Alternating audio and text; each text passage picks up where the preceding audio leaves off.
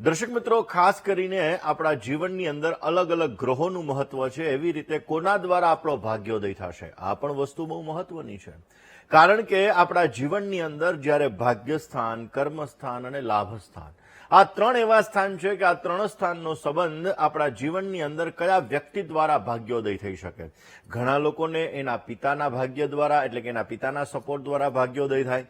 ઘણા લોકોને એની માતાના સપોર્ટ દ્વારા ભાગ્યોદય થાય. ઘણા લોકોને પત્ની આવ્યા પછી ભાગ્યોદય થાય. ઘણા લોકોને પુત્ર આવ્યા પછી ભાગ્યોદય થાય. ઘણા લોકોને કોઈ વ્યક્તિ એના જીવનની અંદર આવે છે એના પછી એનો ભાગ્યોદય થઈ શકે. એટલે આ ભાગ્યોદય માટે દર્શક મિત્રો, ખાસ કરીને કયું સ્થાન જવાબદાર છે, કયા ગ્રહો જવાબદાર છે, આ તમારા ભાગ્યના બંધ પડેલા દરવાજાને ખોલવા માટે તમારે કયા ઉપાયો કરવા જોઈએ, આ દરેક વિષય ઉપર, દરેક સબ્જેક્ટ ઉપર આપણે ચર્ચા કરવાની જ છે. પરંતુ શરૂઆત કરવી છે આજના પંચાંગથી. દર્શક મિત્રો, આજના પંચાંગની જો વાત કરવામાં આવે તો આજે તારીખ 8/6/2026 અને બુધવારનો આજે દિવસ બની રહ્યો છે. નિજ જ્યેષ્ઠ માસ કૃષ્ણ પક્ષ શનિની અષ્ટમી કેતા આઠમની તિથિ આજે બપોરે 12:21 સુધી છે. ત્યારબાદ નવમી કેતા નોમની તિથિનો પ્રારંભ થશે.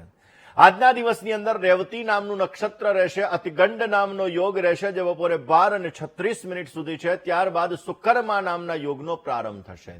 કૌલવ નામનું આજે કરણ રહેશે અને 12 રાશિઓનું ભવિષ્ય કથન જેના આધાર ઉપર કહેવામાં આવશે એવું ચંદ્રમાનું ભ્રમણ આજના દિવસની અંદર મીન રાશિની અંદર રહેશે જે બપોરે 3:59 સુધી છે. ત્યારબાદ આ ચંદ્રમાનું ભ્રમણ મેષ રાશિની અંદર થશે જેના અક્ષર અ, લ અને ઈ રહેશે. તો આજે બપોરે 3:59 સુધી જે કોઈ પણ બાળકોનો જન્મ થશે તેમની રાશિ મીન રહેશે, જેના અક્ષર દ, ચ, ઝ અને થ રહેશે. અને 3:59 પછી જે બાળકોનો જન્મ થશે તેમની રાશિ મેષ રહેશે, જેના અક્ષર અ, લ અને ઈ રહેશે. તો આજે જન્મનાર બાળકોનું ભવિષ્ય સુંદર, સુખમય, આનંદમય, હર્ષમય, લાભમય રહે તેવી શુભકામના સાથે જય ગણેશ.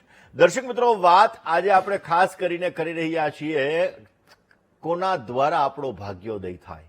આપણા જીવનની અંદર ભાગ્યસ્થાન તો આપણે જોતા જ હોઈએ છીએ, પરંતુ દર્શક મિત્રો એની સાથે સાથે બીજા સ્થાન જોઈ અને આપણે કેવી રીતે નક્કી કરી શકીએ કે કયા વ્યક્તિ દ્વારા આપણો ભાગ્યોદય થશે, આજે એ વિષય ઉપર વાત કરવી છે. પરંતુ દર્શક મિત્રો, વરસાદી માહોલ ઘણી બધી જગ્યાએ સારો જામેલો છે.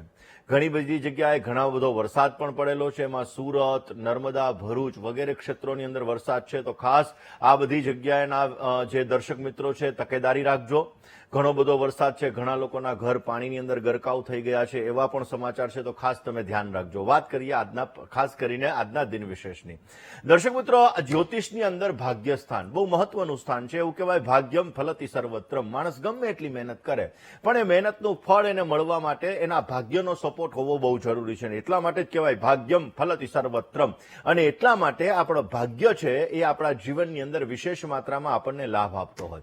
હવે દર્શક મિત્રો, ભાગ્ય જીવનની અંદર રહેલી તક, સફળતા, સહયોગ અને ખાસ કરીને સહયોગ વિના આપણને નથી મળતો. હવે દર્શક મિત્રો, આપણા જીવનની અંદર ઉન્નતિને પ્રાપ્ત કરવા માટે, ભાગ્યના સપોર્ટને પ્રાપ્ત કરવા માટે ત્રણ સ્થાન બહુ મહત્વના છે. આ ત્રણ સ્થાનને પહેલા વહેલા આપણે સમજીએ. હવે દર્શક મિત્રો, ખાસ કરીને પહેલમમાં વહેલું આવે છે ભાગ્યસ્થાન, જે 9મું સ્થાન છે. તમારું કુંડલીમાં જ્યાં લગ્ન લખેલું હોય ત્યાંથી 9 તમે ગણશો એટલે એ ભાગ્યસ્થાન આવશે. હવે દર્શક મિત્રો, આ ભાગ્યસ્થાન એ આપણા પૂર્વજન્મના પુણ્ય દર્શાવે છે. વ્યક્તિગત જન્મની અંદર એને કેવા કર્મ કર્યા હતા, એ કર્મના આધાર ઉપર એ વ્યક્તિના જીવનની અંદર આ વર્ષ, એટલે કે આ જીવનની અંદર એને સારો લાભ મળી શકે. નથી કહેતા ઘણા લોકો માટીની અંદર હાથ નાખે તો સોનું થઈ જાય, ભાગ્યનો સપોર્ટ. ઘણા વ્યક્તિઓ સોનાની ચમચી લઈને જન્મ લે છે, એવું કહે ભાગ્યનો સપોર્ટ, કારણ કે પૂર્વ જન્મની અંદર કરેલા કર્મ અને એ કર્મનું એને ફળ મળતું હોય. હવે દર્શક મિત્રો, પિતાના આશીર્વાદ, ભાગ્યસ્થાન જો તમારું બલવાન કરવું હોય તો તમારા પિતાના આશીર્વાદ એ પણ તમારે બહુ જરૂરી છે. ગુરુ, ધર્મ અને સદભાગ્ય 9મું સ્થાન શું દર્શાવે? તો કે ભાઈ ગુરુ, ધર્મ અને સદભાગ્ય દર્શાવે. તમારું સારું ભાગ્ય હશે, તમને ગુરુના આશીર્વાદ હશે તો તમારા જીવનની અંદર ભાગ્યસ્થાન તમારું બલવાન હશે ને એ ભાગ્યસ્થાનના આધાર ઉપર તમે તમારા જીવનની અંદર સારી એવી પ્રગતિ પ્રાપ્ત કરી શકો. કોઈને લાંબી મુસાફરી કરવી છે, અમેરિકા, લંડન, યુરોપ, આવી અનેક કન્ટ્રીઓની મુસાફરી કરવી છે, તો એના માટે તમારું ભાગ્યસ્થાન બલવાન હોવું બહુ જ જરૂરી છે. જે વ્યક્તિનું ભાગ્યસ્થાન બલવાન હશે આવા વ્યક્તિઓ લાંબી મુસાફરીઓ સારી કરી શકશે. જેનું ભાગ્યસ્થાન બલવાન હશે આવા લોકો ઉચ્ચ શિક્ષણ સારું મેળવી શકશે.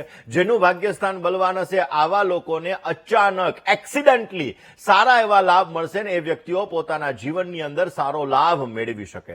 દર્શક મિત્રો, તમારું ભાગ્યસ્થાન બળવાન હોય ને તો યોગ્ય સમયે તમને યોગ્ય લોકો મળી જાય. નથી કહેતા કે આ વ્યક્તિનો મને સપોર્ટ મળ્યો તો હું મારા જીવનમાં આગળ વધી શક્યો. એવી રીતે દર્શક મિત્રો, જેવી રીતે કોઈ વ્યક્તિ કોઈ ગામની અંદર જાય, કોઈ સિટીની અંદર જાય, કોઈ દેશની અંદર જાય અને ન્યાય વ્યક્તિને સપોર્ટ મળી જાય ને એ વ્યક્તિ પોતાના જીવનની અંદર શિખરોને સર કરી શકે. એટલે જો તમારું ભાગ્યસ્થાન બલવાન હોય તો તમને સારા વ્યક્તિઓનો સપોર્ટ મળી જાય છે. ઓછી મહેનતે તમને સારું ફળ મળે છે. જીવનની અંદર વારંવાર તમારો બચાવ થાય છે. ગમે એવી મુસીબત આવે તો એ મુસીબતમાંથી તમે નીકળી જાઓ એટલે તમારું ભાગ્યસ્થાન બલવાન છે. સરકાર અથવા મોટા લોકોનો તમને સહયોગ મળવા માંડે તો સમજી લેવાનું તમારું ભાગ્યસ્થાન બલવાન છે અને તમને ક્યાંક ને ક્યાંક લાભ મળી શકે. પણ જો આ ભાગ્યસ્થાન નબળું હોય તો આપણા જીવનની અંદર વારંવાર હાથમાં આવેલી તકો નીકળી જાય. એવું કહેવાય કે મોઢામાં આવેલો કોળિયો છીનવાઈ જાય. આ શું થાય? ભાગ્યસ્થાન તમારું નબળું છે તો વારંવાર તકો તમારાથી છીનવાઈ જતી હોય છે. ભાગ્યસ્થાન નબળું હોય તો મહેનત કરતા ફળ ઓછું મળે. ભાગ્યસ્થાન તમારું નબળું હોય તો પિતા અને ગુરુ સાથે મતભેદો થઈ શકે અને એના લીધે જીવનની અંદર સમસ્યાઓનું સર્જન થાય. દર્શક મિત્રો, આપણે કોના દ્વારા ભાગ્યોદય થાય છે એ વિષય ઉપર વાત કરીએ. પહેલા આપણે ભાગ્યસ્થાનને સમજ્યું. હવે આપણે 10મું સ્થાન, જેને કર્મસ્થાન કહેવાય, કારણ કે મહેનતનું ફળ ક્યાંથી મળે? કર્મથી મળે. કર્મણ્યેવાધિકારસ્તે મા ફલેષુ કદાચન. આપણે કર્મ કરવાના છે, ફળની આશા રાખ્યા વગર. ભાગ્યની અંદર લખેલું હશે, ભાગ્યનો સપોર્ટ હશે તો કર્મ કરશું તો અવશ્ય આપણને ફળ મળવાનું જ છે ને. એટલા માટે 10મું સ્થાન એ કર્મસ્થાન બહુ મહત્વનું છે. અને આ કર્મસ્થાન એ દર્શાવે છે શું? તો કે ભાઈ તમારો વ્યવસાય દર્શાવે છે, સારી નોકરી દર્શાવે છે, તમારી પ્રતિષ્ઠા દર્શાવે છે, તમારા જીવનની અંદર સમાજની અંદર તમે કેટલું માન સન્માન પ્રતિષ્ઠા મેળવશો, તમારી કારકિર્દી કેટલી આગળ વધશે, આ બધી વસ્તુ તમારું 10મું સ્થાન દર્શાવે છે. 10મા સ્થાનની અંદર પોઝિટિવ ગ્રહો છે, 10મા સ્થાનની અંદર સારા ગ્રહો છે, 10મું સ્થાન સારું છે, દશમાધિપતિ સારા સ્થાનની અંદર બિરાજમાન છે તો અવશ્ય તમને પોઝિટિવ રિઝલ્ટ મળે. એટલે જો દર્શક મિત્રો તમારું 10મું સ્થાન મજબૂત હોય તો વ્યક્તિ પોતાની મહેનત દ્વારા ભાગ્યને ઊભું કરી શકે છે અને આવા વ્યક્તિઓ પોતાના જીવનની અંદર સારી એવી સફળતા મેળવી શકે, ઉચ્ચ પદ, માન સન્માન પ્રતિષ્ઠા મેળવી શકે ને લોકો એના ઉપર વિશ્વાસ કરે છે. નથી કહેતા કે આ વ્યક્તિને તો લાખો લોકો એમ કહે કે નહીં ભાઈ એ વ્યક્તિ છે એટલે અમારે કોઈ ચિંતા નહીં. જેવી રીતે કોઈ જમીન મકાનને લગતો વ્યવસાય કરતો હોય તો કરોડો રૂપિયાના સોદા વચ્ચે રહેલા વ્યક્તિના વિશ્વાસ ઉપર થતા હોય. શું કામે? કારણ કે વ્યક્તિનું જો કર્મસ્થાન બલવાન હશે તો લોકો એના ઉપર વિશ્વાસ કરશે અને એ વિશ્વાસ કરશે તો એના લીધે જીવનની અંદર સારો લાભ મળી શકે. પણ જો તમારું કર્મસ્થાન નબળું છે તો કામકાજની અંદર અડચણો ઉત્પન્ન થશે, ભાગીદારીની અંદર સમસ્યાઓ ઉત્પન્ન થશે, ક્યાંક ને ક્યાંક સ્થિરતા મેળવવાની અંદર પણ તમારે સમસ્યાઓનું સર્જન કરવું પડે. હવે દર્શક મિત્રો, આપણે 9મું ને 10મું સ્થાન સમજ્યા, ભાગ્યસ્થાન અને કર્મસ્થાન સમજ્યા, પણ લાભસ્થાન, લાભ મેળવવો એ તો લાભસ્થાનની સ્થિતિને જ જોવાય ને. લાભસ્થાન કયું છે? તો કે ભાઈ 11મું સ્થાન છે. અને દર્શક મિત્રો, આ લાભસ્થાનનું આપણા જીવનની અંદર વિશેષ મહત્વ છે, કારણ કે એના દ્વારા આપણે આવક જોઈ શકીએ છીએ, એના દ્વારા આપણે નફો જોઈ શકીએ છીએ, એના દ્વારા આપણે આપણી ઈચ્છાઓ પરિપૂર્ણ થશે કે નહીં થાય આ વસ્તુ આપણે જોઈ શકીએ છીએ, એના દ્વારા આપણા મિત્ર વર્તુળ કેવું રહેશે એ જોઈ શકીએ છીએ. આપણા સંપર્કો, નથી કહેતા કે આ વ્યક્તિના જેક બહુ મોટા છે, આની લાગવગ બહુ સારી છે, આના સંબંધો બહુ સારા છે, તો એ તમારું 11મું સ્થાન દર્શાવે છે.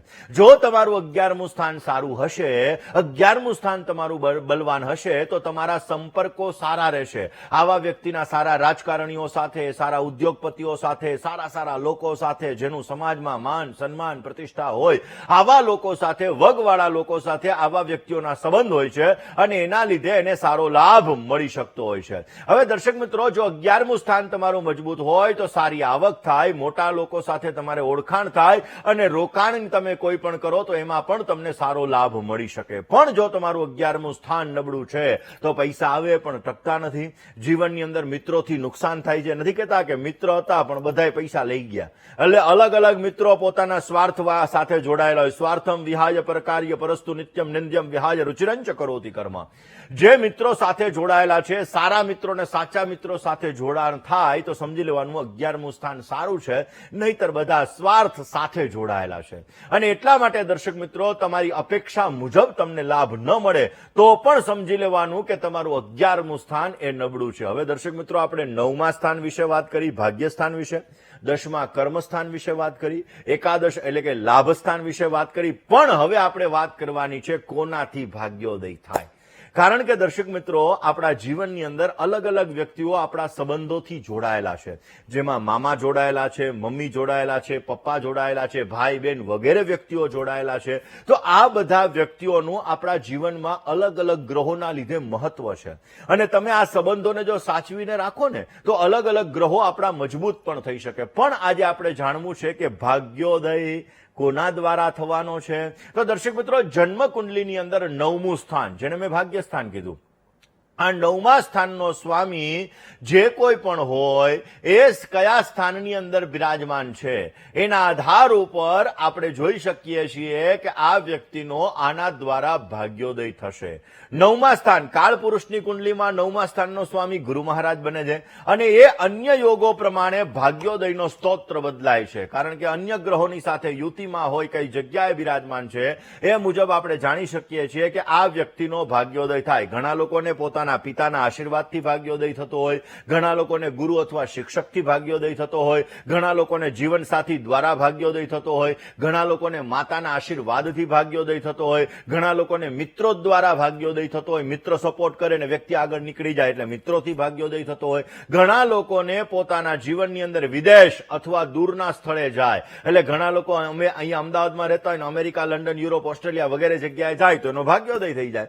જેવી રીતે આપણે ઘણા ઉદ્યોગપતિઓ જોઈએ છીએ કે ઉદ્યોગપતિઓ પોતાના જન્મ સ્થાનથી દૂર જાય છે અને એનો ભાગ્યોદય થાય. ઘણા લોકો પાણીની નજીક જાય તો એનો ભાગ્યોદય થતો હોય છે. એટલે આવી રીતે તમારો ભાગ્યોદય કઈ જગ્યાએ થાય છે? કારણ કે ઘણા લોકોનો ભાગ્યોદય સરકારી અને મોટી સંસ્થાઓથી થતો હોય તો ઘણા લોકોનો ભાગ્યોદય પોતાના કર્મથી થતો હોય. કર્મ કરે તો ભાગ્યોદય થાય, બાકી ના થાય. તો આ બધી વસ્તુ દર્શક મિત્રો ખાસ મહત્વની છે. કારણ કે તમારું 9મું સ્થાન, હવે 9મા સ્થાનનો સ્વામી એ પરાક્રમ ભુવનની અંદર હોય એટલે કે 3જા સ્થાનની અંદર હોય તો વ્યક્તિ